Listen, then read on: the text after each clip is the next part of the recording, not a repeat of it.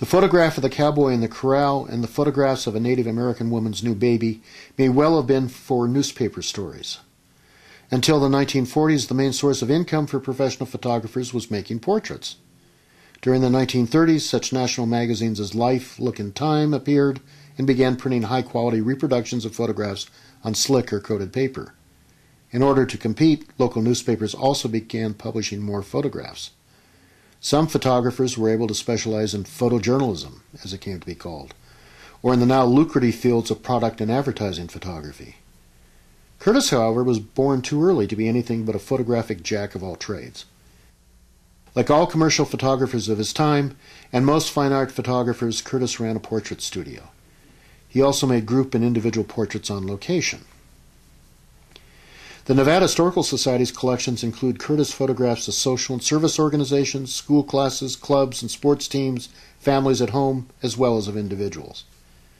All of the preceding photographs of workplaces with people are also portraits, whether viewed as historical documents or fine art masterpieces. The remarkable images of the young mother may well be among the finest portraits ever made. These were, however, created for advertisements or news stories, rather than for sale to individuals. Regardless of the commercial genre, Curtis had a genius for portraying individual personalities in relation to each other or their work in social environments. Similarly, within his group portraits, the individuality of personality revealed is astounding. You have the feeling that Curtis has captured far more about their inner natures than his subjects would have wanted, and probably in most cases, even more than they knew themselves. This photograph is of a men's organization, posing at a gathering at a restaurant or clubhouse during the month of December.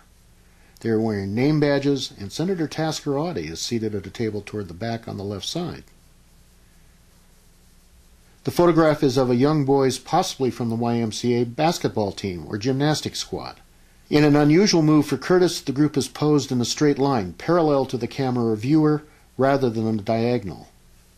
In this case, Curtis creates an interesting image by contrasting the vertical figures of the boys and the carefully placed Indian clubs with a strong horizontal line of the school wall.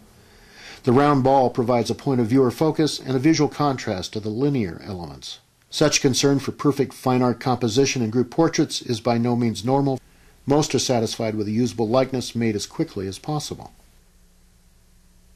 In many of Curtis's images, human relationships seem enigmatic or distant. Here the homeowners, presumably a man and wife, stand on opposite sides of a tree on the far left. The rest of the family or household stand clustered well behind to the right. No indications of affection or emotional ties are apparent. The held-over Victorian somberness is heightened by the modern clothing styles. In his lifetime, Curtis was best known for his portraits of celebrities visiting Reno, which were often published in national newspapers. This unidentified portrait appears to show Hollywood socialite, champion equestrienne, and Nevada miner Alma Dorothy Priester. The image captures a well-groomed riding horse and the horse's equally well-groomed mistress. Curtis once more employs the technique of mirroring to create visual interest. He highlights both the visual and conceptual similarities between horse and owner. The visual similarities, minutely captured with his 8x10 camera, extend down to the almost identical texture of the horse's highly brushed coat and the woman's fine wool riding jacket. Oddly, the flawless duo is posed in a weedy, trash-strewn vacant lot.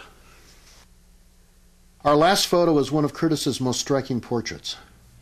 It shows a girl dressed as a cowgirl sitting on the corral fence at a Reno area ranch. The image is visually perfect in virtually every regard. The fact that it was taken with a light snow falling makes it all the more remarkable. The technical difficulties, wind, meltwater on the lens, and low light making it almost impossible to focus on the dim ground glass of the view camera were not only overcome, but completely mastered. Everything that should be in focus is, every aspect of the image around the young woman is perfectly composed.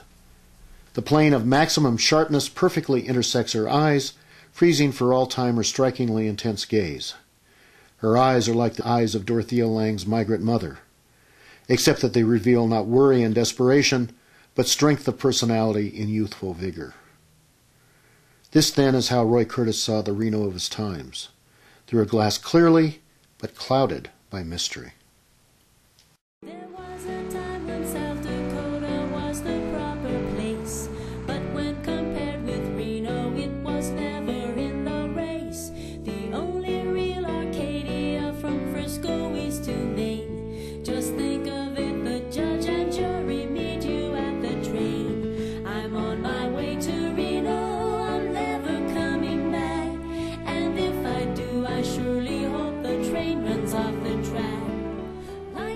The Roy Curtis photograph collection is on temporary display in the Changing Gallery. For up-to-date information on current exhibits, please contact the Nevada Historical Society directly at 775-688-1191.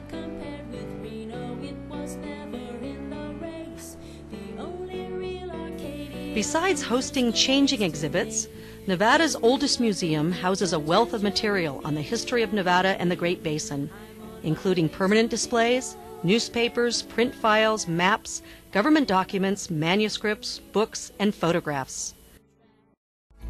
The state of Nevada operates 7 museums for the public: the Nevada Historical Society in Reno, the State Museum and the Railroad Museum, both in Carson City, the East Ely Depot Museum, Lost City Museum at Lake Mead, the State Museum and Historical Society in Las Vegas, and the Nevada State Railroad Museum in Boulder City.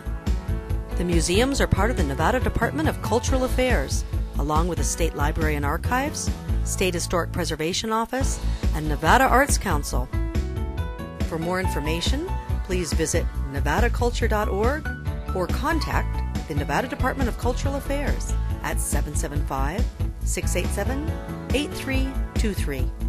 And see you next time on Exploring Nevada.